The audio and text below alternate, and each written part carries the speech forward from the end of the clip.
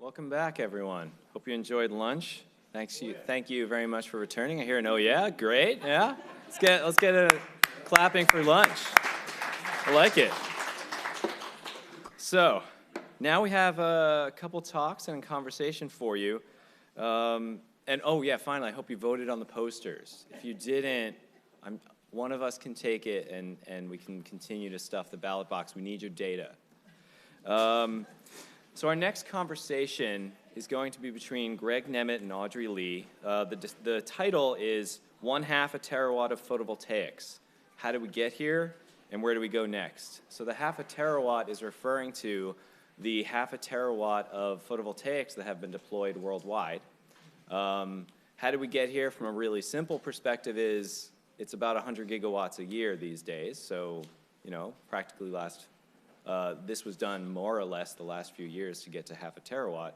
But there's a lot of science and innovation and technology and economics that go into it.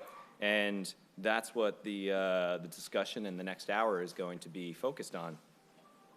So we'll start with a discussion by Gregory Nemet. He is a professor at the University of Wisconsin in the Follette School of Public Affairs. He teaches courses in energy systems analysis, policy analysis, international environmental policy. He recently wrote a book on how solar became so cheap. Curious to hear about all that.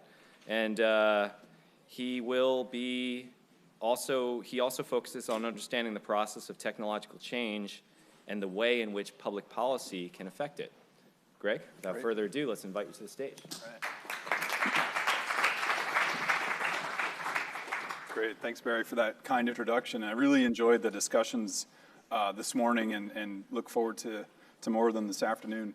So I'll just start with my perspective, and that is that I think we can make better choices about developing the technologies that we'll need to deal with climate change and energy problems by understanding the development of technologies in the past, and especially successful technologies in the past. And there's no question that solar PV has been a success. And what I'd like to add in my kind of premise here is that some of the real benefits of solar PV are not just the cheap, clean electricity that we now have access to, but it's the lessons that we've learned that we can now apply to other technologies. And I think that's really one of the big benefits of solar PV.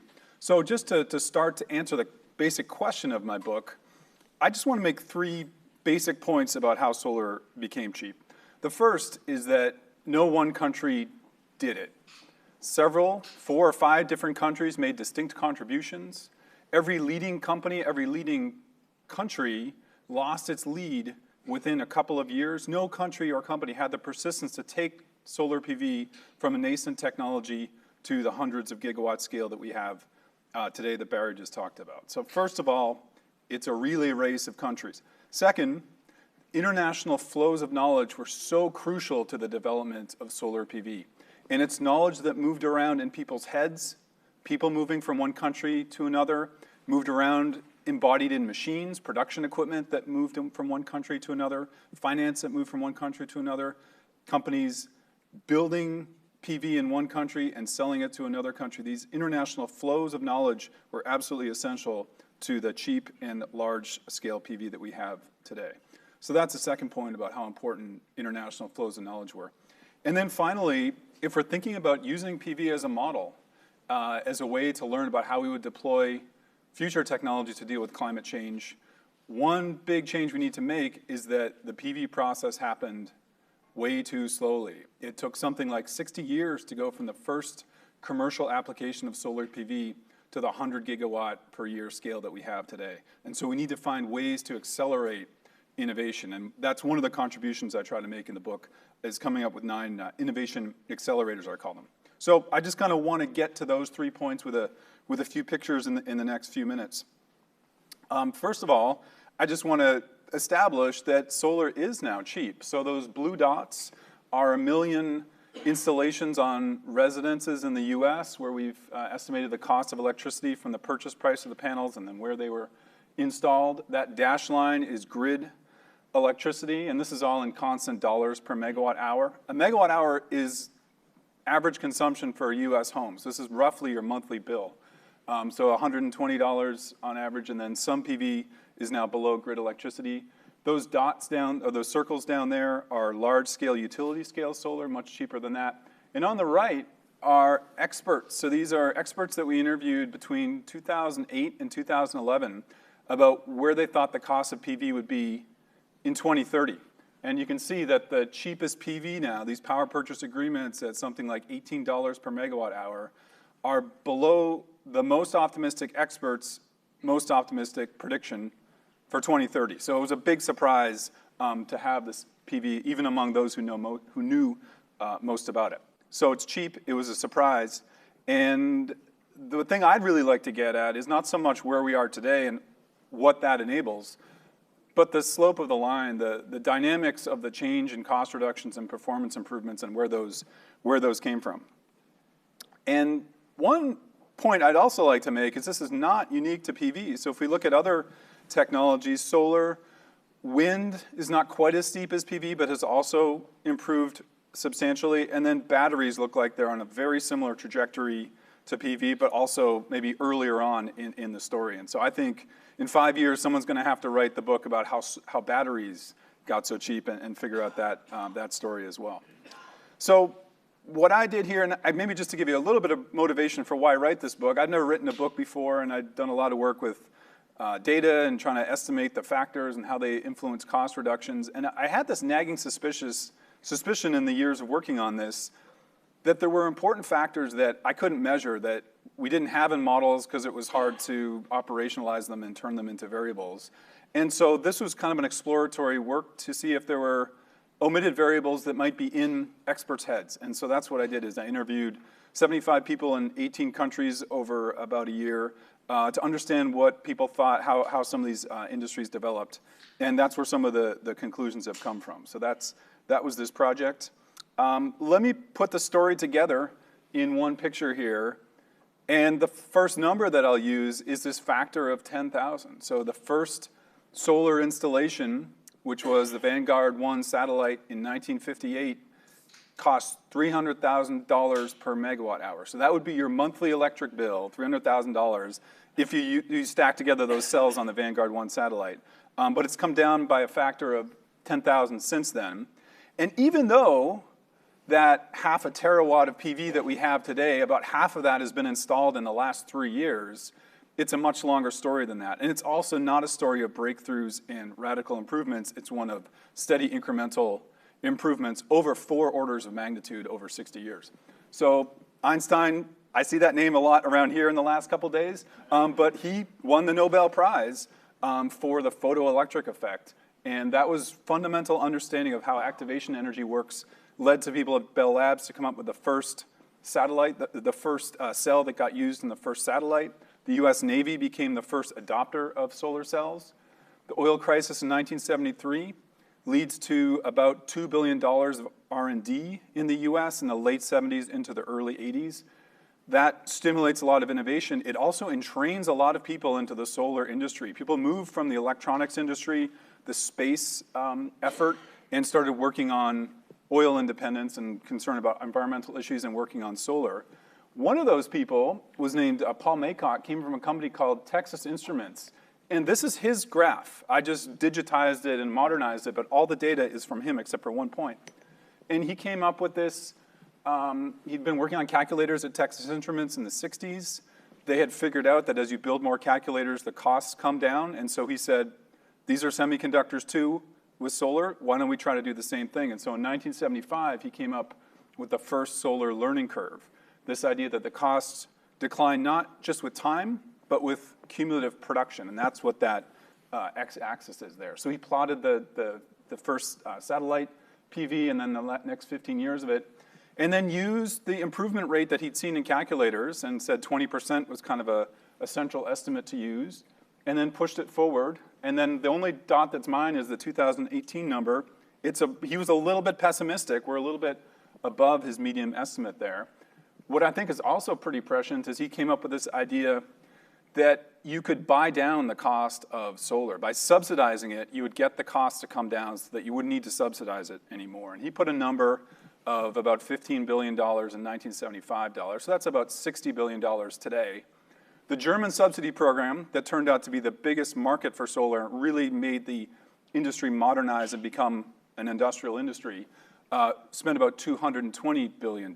So maybe the Germans spent too much, maybe MACOC was a little bit low, but the order of magnitude is pretty close there in terms of this idea that you would subsidize solar not to deploy the technology and have environmental benefits. You would subsidize solar so that it would get cheap and then you wouldn't need to subsidize it anymore. And so that was a big policy innovation.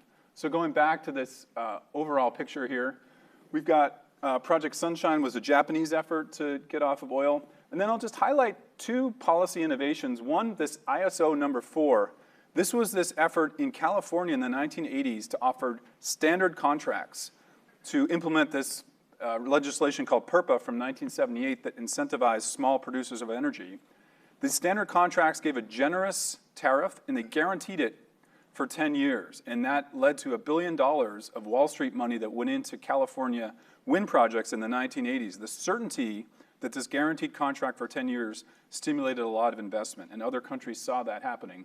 Another policy innovation was the Japanese rooftop program, the first residential program. So they subsidized solar, a 50% subsidy, and their innovation is that that rebate would decline to zero on a predictable schedule over 10 years. And so those two policy ideas, this standard contract from California, that's the ISO number 4, and the Japanese rooftop program with this declining rebate that would go to zero over time, got adopted by the Germans in 2000. And that's the big German contribution, was creating a market. And if I had to just kind of characterize this figure in terms of 3 contributions, the US created a technology, the Germans created a market, and the Chinese made it cheap. So I just want to kind of talk about the two parts in the end here, the German part and the Chinese part. So here's the Germans creating a market. And there's just a few steps here. First of all, they take advantage of a policy window. So there have been 30 years since these anti-nuclear protests in the 1970s of this growing environmental movement in Germany and starting to experiment with solar in cities. In 1998, there was an election. The Green Party became part of the ruling coalition, and within 2 years, they passed this renewable energy law. And this is a story of policy diffusion. They take the standard contract from California, and they take the declining rebate from the Japanese, and they create their own even more generous subsidy, a higher price, guaranteed price, and a longer contract, 20 years, and it would decline over time. And that's this idea of a feed-in tariff that now gets diffused into, I think it's about 40 different countries now. So it's a big innovation by the Germans, but it's borrowing ideas that have been experimented with and proven that they worked in other places. So there's policy diffusion, creates this massive market, so the market increases by a factor of 4 in 1 year, and then gets gigantic over a few years, and eventually goes away. And again, the contribution here from the Germans, it's not just that they created a market and now we've got this technology. They created the opportunity to invest in this market because there was kind of this credibility in it. So you had these expectations that there would be a market for PV, and so if you're developing a new technology, if you're going to invest in a new manufacturing facility, and really crucially, if you were going to start to build machinery that was not just secondhand machinery that you took from the computer industry and work with silicon that way, but design it to make solar panels, that really led to automation in the industry, and that really allowed costs to come down substantially. But there needed to be a market to invest the engineering resources and to develop the technologies to build specialized machines. And so Germany, eventually the manufacturing moves away from Germany to China, that I'll talk about next. But in retrospect, I like this quote, it's from an NGO in Germany. They say, okay, the manufacturing doesn't happen in Germany anymore. It was our gift to the world. And so it is a real claim here. It was about a gift that cost German ratepayers about $220 billion over about 10 years that they're still paying for. But the gift was creating a big enough market that you could have economies of scale, that you could have automation and have learning by doing, and have the $20 per megawatt hour that we have today. So that was one big part of it, was making a market by the Germans. And then the other part of it, kind of the response to that, were the Chinese. They scaled it up and they made it cheap. One the role of the central government is really important in China, but it was not very important until pretty late in the game. And from 2000 to 2008, it was really entrepreneurial Wild West. It was this guy, Xi Jinping, who went to China as a translator in 1994 for his PhD advisor, Martin Green, there to set up manufacturing there. And they went away disgusted with the trip. They was like, there's no way you could ever do anything here. There's no infrastructure. Nobody's interested in having a PV plant there. He went back in 2000, and it took him about 6 months, but eventually he wrangled up $5 million to set up a PV manufacturing facility, scoured the world, used his contacts he'd built up over years of working in Australia to buy secondhand equipment, and did this process of iteratively scaling it up, building a line, getting it to work, building the next line twice as big, the next line is 3 times as big, and eventually increasing it to the scale that we have today. But again, international knowledge flows are crucial here. Used equipment comes from the US. The money that eventually these companies raised to scale up their manufacturing came from going public on the New York Stock Exchange between 2004 and 2008. So that's US pension funds, basically funding these Chinese companies to buy German equipment to build panels that they would then sell to Germany and then to Spain and then to California as well. So that's this era. During the financial crisis, the Chinese central government steps in a big way and lends something like $20 billion in low-cost loans to keep these Chinese firms alive, and then eventually they create their own market. But a big part of this period, this is really looking at the last 8 years when costs really come down, lots of automation. So low-cost labor was important 2000 until 2008, but in the last 10 years, it's all about automation and building that into production. And then the other thing is intense competition. So in the era when Japan and the US were leaders in the market, the largest firms had 25, 30% market share. None of the Chinese firms, even the really giant ones we think about today, they never get above 10%. So margins are much lower there. And then so this could be China's own gift to the world is cheap electricity, and then with the potential to do something like 30 to 50% of electricity supply over the next 30 years. So, and then this is just documenting some of the actual changes that happened that led to these cost reductions. But I think this picture is kind of helpful to have a little bit too. This is a Chinese PV facility here, and you can see how many people are in this picture. There's a few reflections of people gawking at the machines doing their thing, but that's it. And this is what PV manufacturing looks like today.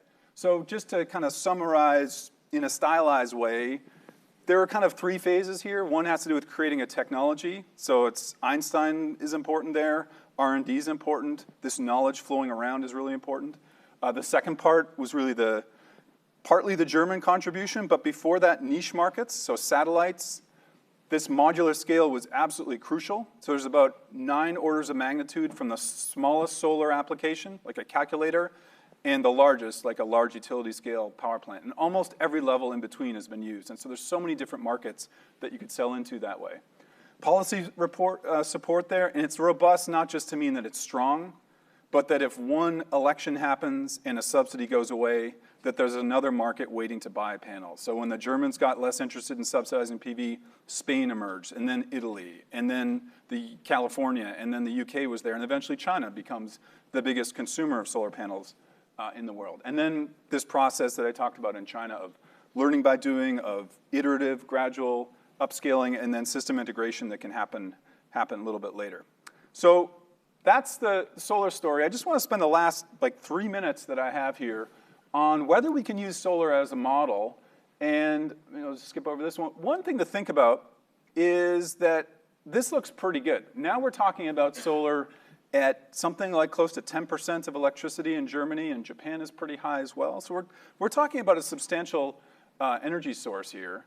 But from my perspective, this is a misleading picture. This is really what it looks like. So you have the first commercial deployment in 1958, and then you've got decades of nothing, and then finally we get up to 5% that we celebrate in terawatts that we'll celebrate soon. But that takes far too long if we're thinking about doing that for some other technology. And so that's kind of the question that I think about a little bit now is how do we speed things up? And one interesting technology I've been thinking about a bit is direct air carbon capture and storage. And so if we take this PV model, this kind of 60-year evolution, and map it to the first commercial installation where you remove CO2 from the atmosphere, and here they're doing it to put it into a greenhouse to grow tomatoes faster. If we start with that first installation in Switzerland in 2017, that doesn't do us much good on climate change if we're getting low cost by the end of the century. So we have to speed things up a lot. And this is working with some integrated assessment models that look at the scale-up period as really getting active from 2030, and that by 2050, we're talking about removing gigatons of CO2 from the atmosphere every year. So it may be 10 gigatons total. So that's about a quarter of today's emissions we'd be having going the other way by 2050, and that means scaling up in 2030. So somehow, if this is going to become a realistic solution on what the models say would be a really good thing to do, we need innovation to happen not at the solar pace, but at a factor of 4 faster. So that's kind of where I end up is, how could we do things faster? Well, here's one comparison. I looked at the scale up of the Chinese and Japanese and German solar manufacturers, and these are orders of magnitude here. So this is very rapid scale up. If Climeworks had a goal, they did, to have 1% of the world's emissions removed by 2025, they would be a little bit faster than those solar companies, but not a lot faster. So it is kind of somewhat within reach. And this is my last slide, and then I'll stop and we'll hear from Audrey. This is just some ideas of how we could try to go for this factor of 4 acceleration, which I really think we need if we're going to have new technologies make any difference on climate change. On the technology push side, R&D is important. Education, trained workforce, scientists and engineers. Public procurement was really important with PV. That's a lot of what the US did in the 70s when it was doing R&D. It was the government was buying panels and having stringent criteria about the longevity of the panels, the efficiency of the panels, that was increasing over time. So manufacturers had a guaranteed market if they could figure out a way to meet those criteria. Knowledge flows were absolutely crucial. Knowledge flowing around the world from person to person, company to company, country to country, and enabled by global mobility. And then in terms of markets, so the robustness I think is really important. So I don't think we need one policy or one country or one global agreement that makes this all happen. I think it'd actually be better to have maybe overlapping jurisdictions, overlapping policies, so there's robustness. So if there's a change of heart, if we have other priorities, we don't lose this expectation that there'll be a market in the future. Disruptive production, this idea that you can get costs out by compromising on attributes that people or consumers don't care about that much.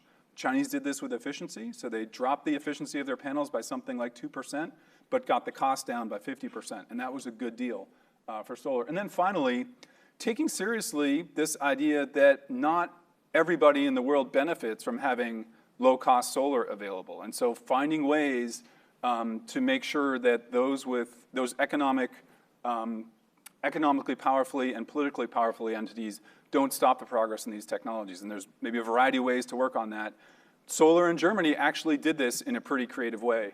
And I think that's one reason why that policy was so successful. So I'll stop there and turn it over to Barry and then Audrey.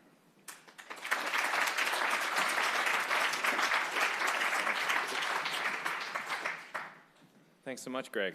That was really interesting and is sure to spawn a lot of questions once we get to that part. First, though, we have Audrey Lee, the VP of Energy Services at Sunrun. Of course, Sunrun is a major PV installer at multiple levels from residential scale all the way toward utility scale. Audrey, in addition to VP of Energy Services at Sunrun, is also on the National Institute of Standards and Technologies, or NIST, their smart grid. Oh, that shut down. Used to be on NIST Smart Grid Advisory Committee until recent administration shut down. She holds a PhD in electrical engineering from Princeton University, as do I. And we overlapped for 5 years in the trenches. So there is life after that. And this is proof of that. Audrey, come onto the stage. Thank you.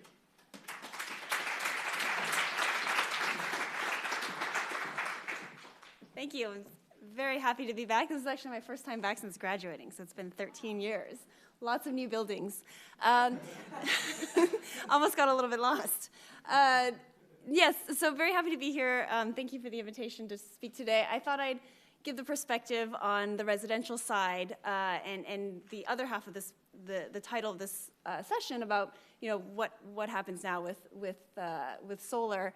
And I think solar on the residential side has been a niche. You've seen that slow growth. And so what does that look like going forward as solar penetration increases, as it becomes a larger part of our grid? How do we rethink our grid paradigms so that solar can continue to grow and continue to offer us a deep decarbonization solution? So, clicker here. So at Sunrun, Sunrun is, we're now the largest solar storage and energy services company in the residential solar storage and energy services company in the US. We operate in 22 states, you can see in the top left, and Puerto Rico. We do have a battery product where we combine a battery with our rooftop solar, so it's called Brightbox. And so this provides the ability to store the solar energy and to use it in the evening. It provides backup power for customers if there is a grid outage. Sunrun started out as offering solar as a service, and so we give customers that peace of mind. We do third-party ownership and offer leases to our customers. So a customer can get a solar panel for $0 up front and a 25-year lease where we maintain the system, and usually their payments are their electricity bills are less than they would have otherwise paid to their utility. So the financing piece is really important. That's a piece that Greg talks about in his book. So to date, Sunrun has deployed over 1.7 of that gigawatts of residential solar in the US. We have over 250,000 customers. We've installed over 6,000 solar and battery systems. And Brightbox, our storage system, represents over 10% of all of our direct sales. 25% in California, and in some parts of California, over 60% of our new systems include a battery in there. And so some of the examples of how Sunrun has expanded beyond solar is really the importance of Sunrun offering an energy services platform. We're not just offering solar, we're offering a comprehensive energy solution and how that integrates with the grid. We started out in Hawaii in 2016 with our battery product. So in Hawaii, the utility took away the ability to export solar and get compensated for net energy metering. And so there was a need for technology to come in and store that solar power and allow customers to use it in the evening. And then California introduced time of use rates where you have on-peak power and off-peak power. And especially in California where there's such high rates of solar deployment. And sometimes, I think in the spring on our energy markets, in the middle of the day when solar is producing at its maximum, you actually have negative prices on the wholesale energy market. And then we've also introduced solar and storage in Texas with a virtual net energy metering product. And just to give you a sense of how residential storage compares to other types of energy storage, you can see on this graph, the light blue is residential, the dark blue is non-residential, so commercial and industrial customers, and then the gray is utility scale or front of the meter. So you see that the utility scale can be very large in different quarters, but it's quite volatile, and the residential segment has just been increasing steadily over the past few years, and we expect it to continue to grow. At the same time, you also see the issues with resiliency that we have on our grid with winter storms and hurricanes and wildfires in California. And so the customers are asking for this reliability and more resilient form of energy as well, and that's some of where this demand comes from. So to give you kind of a snapshot of what's happening in California now, we're having these public safety power shutoffs. And I believe, let's see if I have a statistic here. So in October 3rd, PG&E turned off the power to nearly 800,000 customers. In October 27, 1.3 million customers in the Bay Area. And also customers in the Southern California were without power. And so the need for both renewable energy, decarbonized solutions, but also resiliency to our grid is more apparent now than ever. And I think, the interaction and the growth of that residential solar and storage you can see compared to grid electricity in this graph. So the blue is the solar cost with financing, like from Sunrun, and the green is solar with storage. So the costs are higher, but they have come down significantly. And you see where they cross is also when they start to become economic in different markets. So the top line is electricity in Hawaii, which is generally more expensive because it's an island and fuel has to be imported. The grid in California and then grid in a deregulated market like Texas is much lower. And so you see that makes sense where solar and storage has been deployed across the US. And so we are riding that technology cost curve. But then at the same time, if you think about the grid, by 2030, the electric utility industry will need to make an infrastructure investment of $1.5 to $2.0 trillion. And so even though our technology costs are coming down, the infrastructure of our grid is increasing. The cost to maintain that infrastructure and build new infrastructure is increasing. And this really drives, for me, the need to think of a new paradigm for our electricity grid. How can we make a grid that is more decentralized, that takes advantage of technology cost reductions without potentially investing in an infrastructure that could be a stranded cost and slow ourselves in terms of making this decarbonization transition? And of course, we've been talking a lot about decarbonization. I think this is an interesting study from the Edison Electric Institute, which is a trade organization of the utilities. They did a survey, and 70% believe that 100% of our electricity should come from renewables. And more than a majority actually believe it's a good idea, even if it raises their bills by 30%. So I think this captures kind of the recognition by the general public about the importance of decarbonization and their willingness to pay, which Gregory also talks about in his book. And so that has really influenced how Sunrun approaches not just selling solar to customers, but also selling solar and batteries, and how do we partner and work with utilities and grid operators.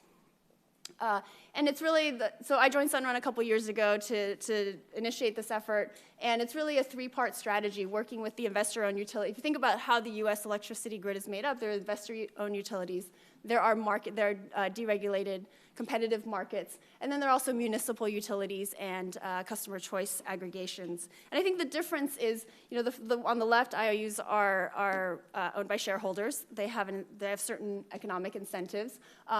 And then municipal utilities and CCAs are more directly governed by local voters. And so that can change, that we're seeing how some of that different incentive structure changes the policies that they have. And I view this as a sharing economy platform. I think that there's a lot of similarities in the way that sharing economy platforms like ride sharing or Airbnb and how these platforms can tie together assets, and assets that are potentially underutilized with markets so that you maximize I'm an engineer by training, so how do you maximize the utilization of these assets and create better utilization of them by demand? So what we've seen in the Northeast particularly is these programs called Bring Your Own Device programs. And so they started out with Bring Your Own Thermostat programs where customers could bring in their Nest thermostat and participate in a demand response program. And now they've become more technology neutral and allow batteries to come in and provide value for utilities. And so we've seen that in these utilities.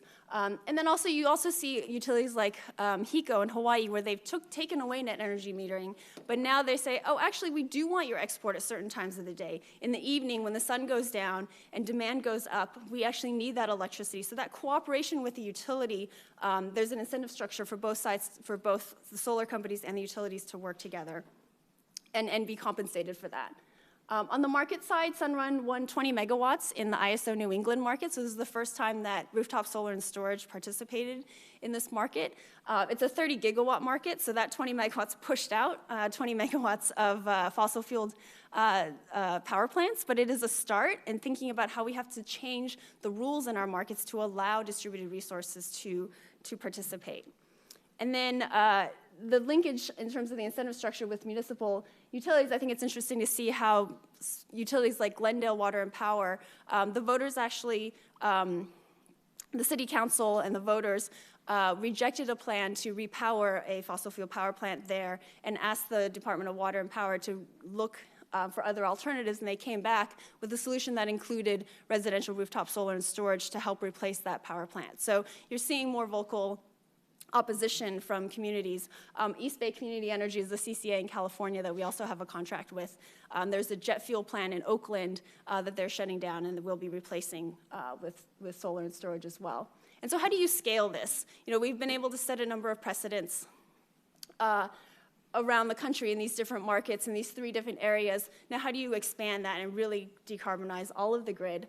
So these Bring Your Own Device programs have become more popular and have expanded to other utilities. We did one pilot one summer where they were paying $75 a kilowatt year for that capacity. We were able to show that the battery could be dispatched every day instead of only 15 times a year before a customer gets tired of you messing with their thermostat and being hot.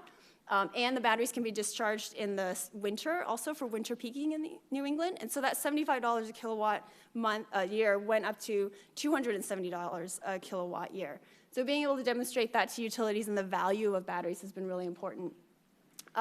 We are planning to expand what we've learned in the ISO markets to other markets across the country. And then I wanted to highlight the Los Angeles Department of Water Power, so a very large municipal utility. They have 3 power plants that the mayor has courageously decided to retire. And we looked at the ability to put rooftop solar and storage there, and we found that you could do that on 75,000 homes, which would provide about 300 megawatts of peaking capacity and replace one of those 3 power plants. So it's not the whole solution, but it's definitely a very important piece of the solution. And that adoption rate is actually less than what we're seeing in the investor-owned utilities today in terms of solar plus storage. So it's a very achievable goal. And so you can expand to even larger munis and scale. And so our objective here is just to replace power plants. It's as simple as that. How do you aggregate these solar and storage systems and replace fossil fuel power plants one by one? And so that's kind of how the vision I see in terms of battery sharing. This is a map just to give you a better sense, a real feel. This is actually a couple years old, but all the yellow dots are Sunrun solar installations, so they're not even our competitors also. The blue dots are the batteries, there's probably double the amount now, and then the lines are the distribution grid. And so if you can really network, this is the power of a platform, is if you can network these to have the batteries all optimized to charge and discharge to help you optimally run the grid and avoid the need to have these fossil fuel power plants. I don't know if this will work. And this just shows, across California, the deployment of solar as well as our storage product.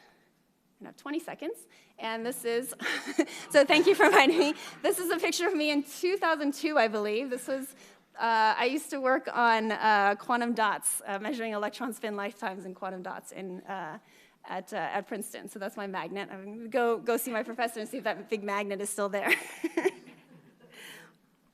Thank you. Is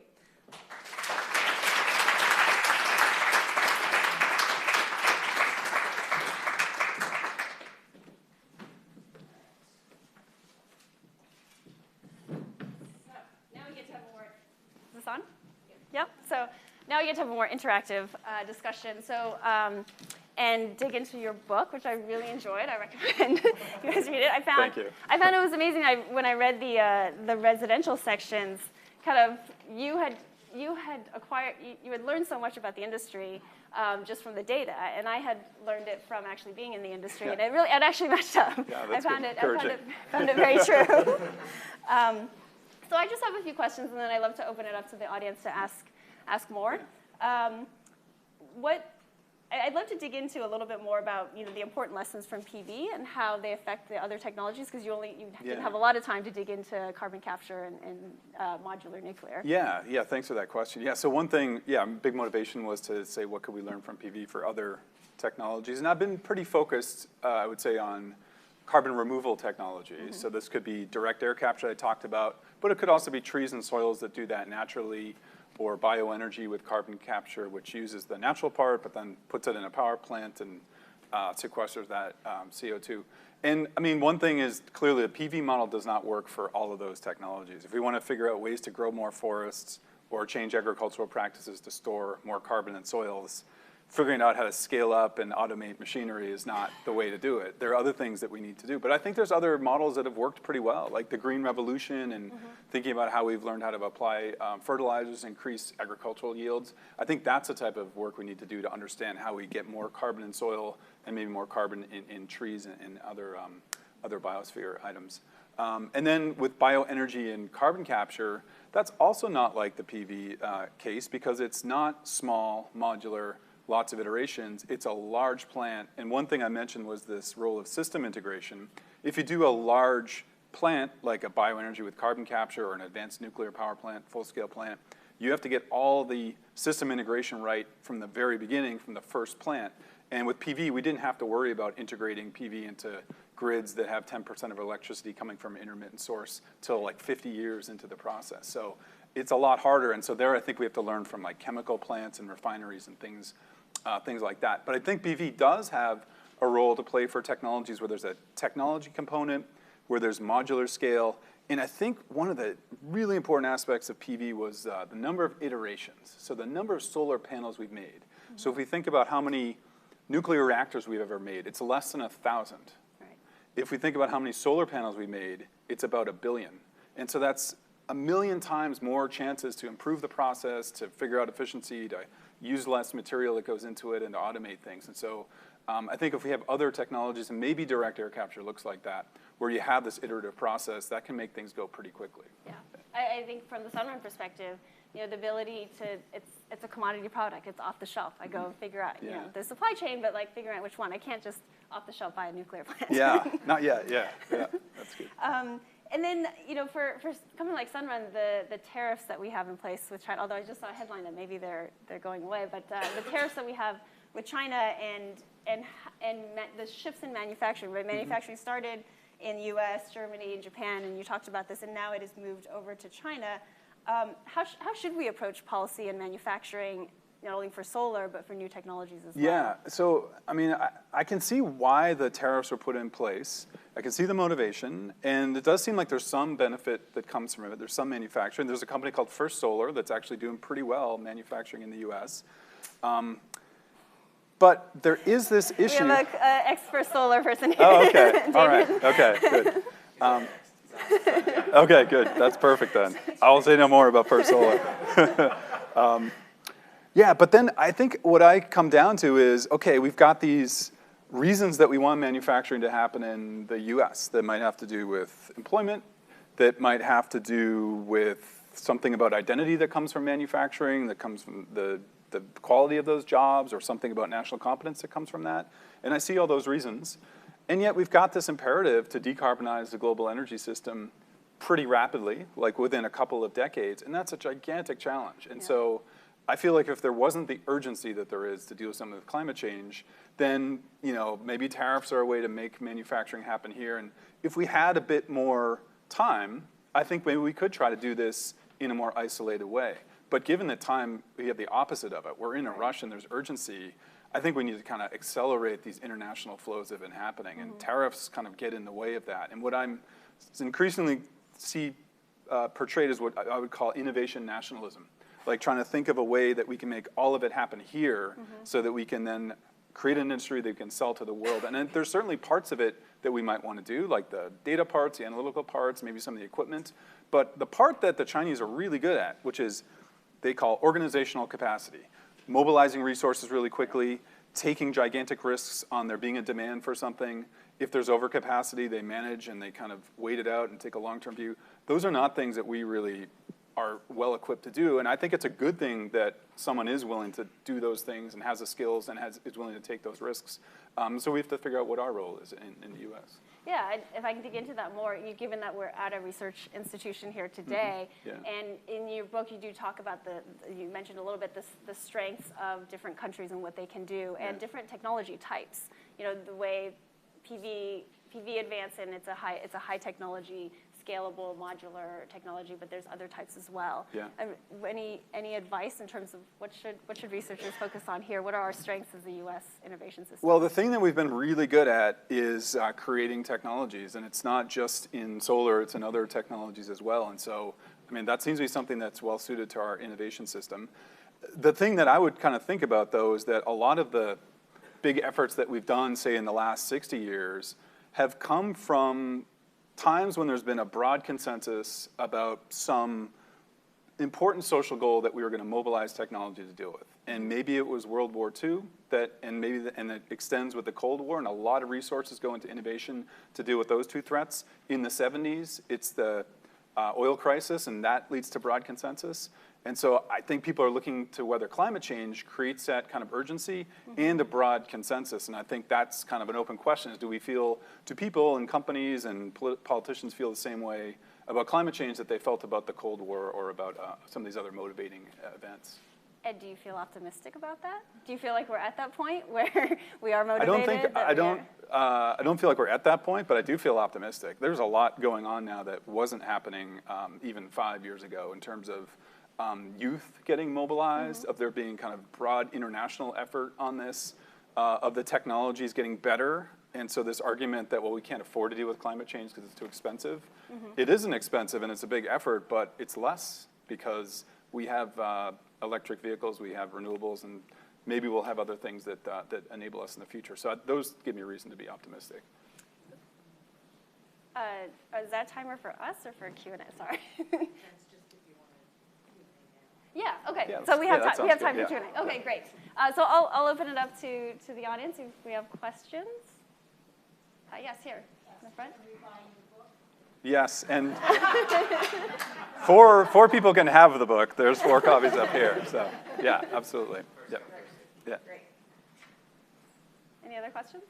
Oh, So yes. in the middle there. In the purple star. So I was curious, specifically, Audrey, you discussed your vision of kind of decentralizing the grid and moving towards more micro solar modules. But at the same time, I've seen reports that have discussed how the national U.S. energy grid could decarbonize rapidly if we were to connect all the different markets and say, take wind power that's being generated in the windier parts of our country and kind of capitalize on the diversity of energy sources available at different parts of the country. And so I'm wondering if you could speak to recognizing that potential for decarbonization, perhaps not with solar as much as wind, and whether, like, where you see that balance between a decentralized grid and taking advantage of energy on the national scale comes into play. It's going to be really hard to decarbonize, and we need both. I don't think it's one or the other. Definitely, connecting our transmission grids, but also I do see the U.S. is so varied, right? You have very urban areas where you can't build more transmission. Nobody wants a transmission line in their backyard. Nobody wants a power plant in their backyard. And so for more urban areas, it can make sense to generate electricity where it's being used. In other places where you don't have that issue, where you can transport electricity, you can build more transmission easily, and the costs aren't that high, then yes, take advantage of low-cost renewable resources that you can bring in. So I think we need everything. You want to add? No, that's great. Yeah. Over here. In the rollout phase of solar PV in the United States, it was, I believe, the state incentive programs that were the real drivers of that rather than a federally funded program. In fact, New Jersey was, I think, second to California for a long time. Maybe it still is. My question is, for other technologies such as the carbon capture, do you think that states can really play a major role as they did for solar, or does it really need to come from the federal, like we were talking about earlier today? Yeah, that's a good question. So the federal has the benefit of scale. And if it's done with legislation, it has the benefit of longevity, and those are really important. I think one of the most important things I would look into is kind of the credibility of the incentive. So if there's an incentive in place, I think the opposite is the way the production tax credit for wind has happened. So like every 18 months, it would shut off and come back on. And so that was decimating, literally decimating. Like the number of installations would go down by 90% within a year between 2000 and 2006. It was happening every second year. And what we need is kind of steady growth so that you are willing to invest in training people and setting up a manufacturing facility. So can states create those kind of incentives? California's trying to, and they're big enough and maybe green enough that they can do it. And the 2 incentives that are really starting to stimulate direct air capture there are the low carbon fuel standard, which has been designed in a way that it has a lot of credibility. People are starting to make investments that are based on getting that return of those credits, which are trading at close to $200 per ton. Then there is a federal tax credit now for carbon removal that's worth about $50 per ton. So if you put those 2 together, and maybe you can do that to enhance oil recovery and sell the oil, if you get all those 3 things, then you can actually start to invest in direct air capture. And that is actually happening now with those 3 things. A lot of people pointing. Earlier this week, Tobias Schmidt gave a talk here in Princeton, and at the end of it, he mentioned to a few of us that they are looking at doing technologies, starting to do technologies where you put DC lines on AC transmission infrastructure. how far along is that here? He was talking about Germany, I think, but are they starting to do that here? And are you familiar with that technology and have a sense of where that might go and what the implications for that would be in terms of greater utilization of renewables without needing to do curtailment? Yeah, Toby knows more about that than me. I had lunch with him yesterday, actually, and we were saying what great places. Do you have any take on the DC lines? Nope. Yeah.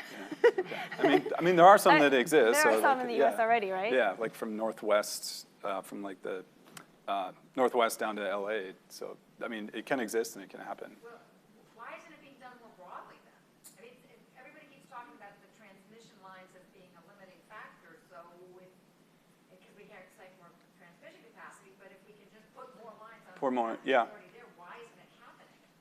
It's a good question. Yeah. Yeah, I mean, I think it's related to the other question about transmission lines, linking transmission lines. I think, the same answer that in California, there's a concern about investing in transmission lines that could cause fires. And in my talk, I try to bring up let's think about where it makes sense to put those transmission lines. And I think it does make sense in a lot of areas, but also a lot of the areas that are constrained, that have high demand, it's not a matter of bringing in electricity it's not a matter of bringing solar energy from the desert. Like you can't build transmission lines in the city. When I was at the Public Utilities Commission, we approved a 500 kilovolt underground transmission line through the city of Chino Hills.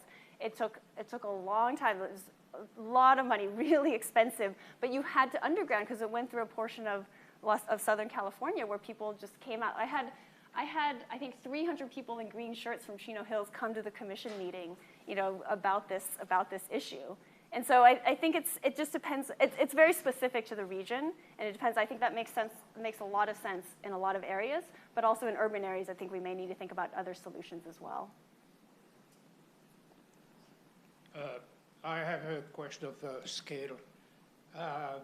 In spite of all the effort that have been done over the past half century, how come that the total amount of renewable in general, solar in particular, amount to only a few percent of the total consumption of energy in the world? And if we look at the next half century, when the supply of fossil fuel is going down, will the renewable and solar in particular be able to catch up? Given in particular the fact that population is growing, in particular in places like Africa and Asia, and having solar energy and those kind of other energies available there is a problem. What is your comments about that? Yeah, that's a great question. That's the challenge, is like, can we make it happen faster? I mean, one of the reasons why has it happened so slowly, I guess a couple of responses. Well, one is 2 or 3% is a lot better than where we were 10 years ago. And so it's a massive system. And so if we're doing like 1% of the world's electricity from solar, that's pretty substantial. I mean, nuclear is probably the one that's grown the fastest, and that's something like 10% of electricity supply. It's 20% in the US. For the whole world, it's probably less than 10%. And so that's a massive accomplishment to have done that. And so if solar grows at 30% a year like it has been over the last 30 years, it doesn't take that much longer to get to something like 10%. So I don't think it's out of reach. But on the other hand, you've got this infrastructure, like we just talked about, transmission lines or power plants that have lifetimes of like 80 years. There's one in my city that was built in 1919 and we're still using it. And so it's the opposite of like cell phones, where people every couple of years you get to go to the new technology, or pharmaceuticals, where every 90 days you can switch to something new. You have these fewer opportunities to switch, and so that puts a drag on the system. It creates some inertia. But it's a key question is, can we get there fast enough? But I had a graph at the end where we said 30 to 50% of electricity by 2040, I think that was, and that makes a huge difference, and that seems within reach. Professor Mazzarell. So the talks you both gave are really inspiring in the fact that the cost of PV is coming down so quickly. But I've recently become aware that in these transmission systems, SF6, which is an extremely long-lived greenhouse gas with extremely high radiative forcing, is used in these transmission systems to prevent sparking. And I'm just wondering if anyone has done an analysis of the trade-offs of that and what the substitutes may be, and if there's efforts underway to displace SF6 or minimize its leakage that reduce its impacts, because with such a long lifetime and such a high radiative forcing, it could really be highly influential in future climate change. Yeah, that's a great question, and I don't know what the substitutes are, what the alternatives are. I was actually at a cocktail party talking to, I guess I'll let it remain unnamed, a company that sells this kind of equipment, and he had said that they had partnered with 3M to find alternatives to substitutes for SF6, and he couldn't get utility uptake of it.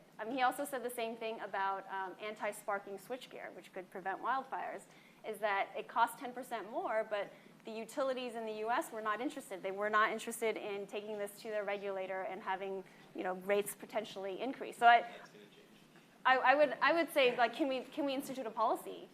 Can we make people more aware of this? That company and 3M ended up open sourcing that technology for SF6 because they didn't see a path to market with the utilities on it. And just because the utilities care about that extra 10% cost, so if there was a regulation, they would just comply. It's not a technical problem. That's what I walked. It was a cocktail exchange, but that's what I walked away from. That if it was the technology solution is there, it's just a regulatory requirement. It's regulated monopolies. The utilities weren't incentivized to do it on their own. Let's work on it. Hey, Jesse Jenkins here. Greg, I think your book mostly focuses on the manufacturing and the cell module cost declines. So maybe this question for Audrey in your experience, but the soft costs or the non-cell related costs for particularly for distributed rooftop scale PV in the United States are much greater than they are in places like Germany or Australia. Where the cost premium for a rooftop cell versus a rooftop system installed versus a centralized system might be on the order of 30 to 50%, whereas here in the United States, at least the latest data from the DOE, which lags by a year, so this more up to date, is still on the order of about $3 a watt for a rooftop system versus about $1 a watt. So 2x, 200% increase in cost. So huge cost delta that we incur when we go down to that scale. And I'm curious, what can we think about in terms of innovations or policy changes or market design changes that can drive that cost down for distributed solar in the US? Because clearly it's possible. We've seen existence proof of that. But policies to date and innovation in the business sector to date at least have not delivered those cost reductions on the non-module side at the same pace as other countries. And that means that we have less opportunities in the United States where the locational value or benefit added from distributed resources exceeds that incremental cost, and therefore less places where we're getting net benefit. That can change if we drive down the cost of the distributed PV, and curious what we need to do to make that happen. Yeah, so can I? Yeah, you should. So two answers to that. You're right, the permitting and interconnection costs, we can install a solar panel and battery in a day and a half, 2 days, but it usually takes 2 months to get all the permitting and interconnection. Because we have so many authorities having jurisdiction, your local authorities, and a lot of diversity there. So we actually have a grant with NREL to create a common solar application to try to streamline that. And we continue to work with utilities on interconnection. And I think in your book, you say that 2/3 of the costs for residential solar is actually the soft costs. Yeah. And so there's a huge opportunity, I think, to do that. And I didn't understand this until I joined Sunrun, but a large portion is actually customer acquisition costs. But the customer acquisition cost is long because you get so many people falling out and canceling because the process is so long, right? So we install a solar system, they sign the contract and we have to get all the permitting requirements, and they start to lose interest. And you install the system and you tell them you can't turn it on, you can't benefit from this until you get interconnection from utility. And it's just it's not a really good experience. And so all those dropped out customers then add to the customers that actually go through. And that customer acquisition is now bigger than the module costs. Yeah, yeah. And customer education is also a piece of that. And the other thing is, if you look at our systems, if you oversize, so the marginal cost is just the equipment, because we've already sent the truck out, and it's pretty quick to install. So the marginal cost is actually competitive with utility scale solar. And so with batteries, you can start thinking about actually oversizing systems. Right now, we size to offset the annual electricity consumption of the customer, and it's on average like 7 kilowatt system in California. But you can actually oversize that and take advantage of more roof space to do that at a very competitive cost to utility scale solar. Yeah, Thank you for that question. I didn't yeah, plan but that. that's like you get the perfect view from that. But that's striking to me. It's like a factor of 2 difference in the year. And so the other reasons I've heard is one is the roofs are sometimes more standardized in Europe, so it's easier to do it. And the other thing, and Sunrun may not like this argument, but we've noticed in looking at the million roofs there, is there's gigantic price dispersion. Like people pay really different prices for the same solar system in the US. And one idea going into that is that, like a lot of other things, like telecommunications, internet service, mobile phones, markets are more competitive in Europe than they are in the US. And so solar installation, a lot of markets, is actually quite concentrated. And so there may be margins there that How much of the market is Sunrun and Tesla? 70%. but it's very geographically segregated, so it's very local. Yeah. And so if you're looking in Princeton, the number of installers that you would have available is often a very small number, and that's Yeah. different in And Europe. we actually have a platform model, so we don't do all the installations ourselves. We actually work with local installers and then offer financing to them. So it's a bit more complex. Okay. Sorry, that's all the time we have, I've been told. Thank you so much, Greg. Great, thank you. Yeah.